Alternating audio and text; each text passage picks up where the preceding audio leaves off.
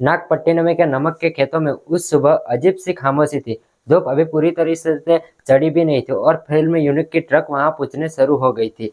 Unit के हर सदस्य को पता था कि आज एक खास सीन शूटिंग होने वाली है। एक धमाकेदार स्टंट फिल्म का सबसे बड़ा एक्शन रिएक्शन बनने वाला था। उस भीड़ में के बीच चुपचाप अपनी एसयूवी के पास खड़ा एक राज अन्ना, असली नाम उसका मोहनराज था, लेकिन तमिल फिल्म इंडस्ट्री में सबसे राजू भाई कहते थे।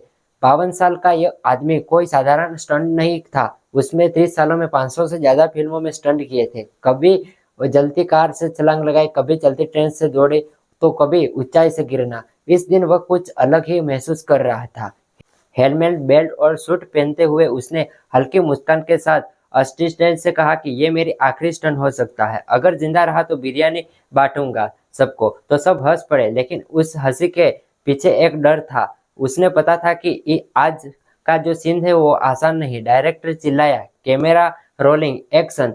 एसयूवी तेजी से दौड़ रही थी। उस ऊंचाई से रैंप सामने था और गाड़ी को हवा से पलटकर जमीन पर गिरना था, लेकिन किसी ने नहीं सोचा था कि जमीन उस इतनी बेहम होगी। गाड़ी हवा में गई। सब कुछ स्लो मोशन में हो रहा था। कैमरा घूम रहा था। लोग सांसें रोककर देखने लगे थे, लेकिन जब गाड़ी जमीन पर गिरी तो एक भयानक धमाका हुआ, इतना जोरदार कि आसपास के चिड़िया भी उड़ गई।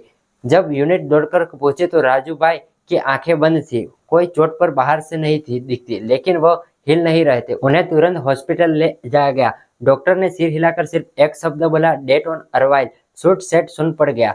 अभिनेता आर्य, स्टंट कोरियोग्राफी निर्देशक पार रंजीत अभी हिल चुके थे।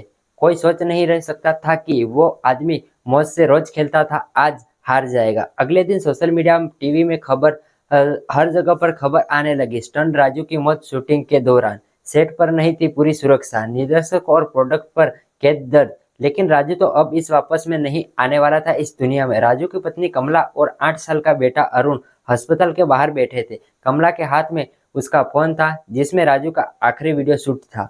वो स्टंट शुरू करने से पहले बेटे की एक कहता था, बेटा मैं फिल्म से उठता हूँ, तू जिंदगी से ऊंचा उड़ना, डर मत, तेरा बाप डर से बिना जीता था। उस दिन के बाद यूनियन ने घोषणा की थी, अब हर रोज स्टंट से पहले एडीएस टीम अनिवार्य थी। स्टंट में के लिए बीमा और फिल्म के स्टंट की अनुमति केवल सरकार की रजिस्ट्रेशन से। फिल्म से निर्देशक पार रजनी ने कहा, राजू भाई सिर्फ एक स्टंट नहीं थे, वो हमारी फिल्म इंडस्ट्री की रीढ़ थे। विशाल और कई सितारे ने राजू ने परिवार को आवाज देने की बात की थी। अरुण, जो कभी अपने पिता से स्टंट कर रहा था, अब स्कूल के सबको बताता था मेरे पापा सुपर हीरो थे, वो उड़ते थे। और एक नोटबुक में उसने लिखा था कि मैं बड़ा होकर स्टंटमैन नहीं, स्टंट डायरेक्टर बनूंगा, ताकि कोई पापा सेट पर न रहे।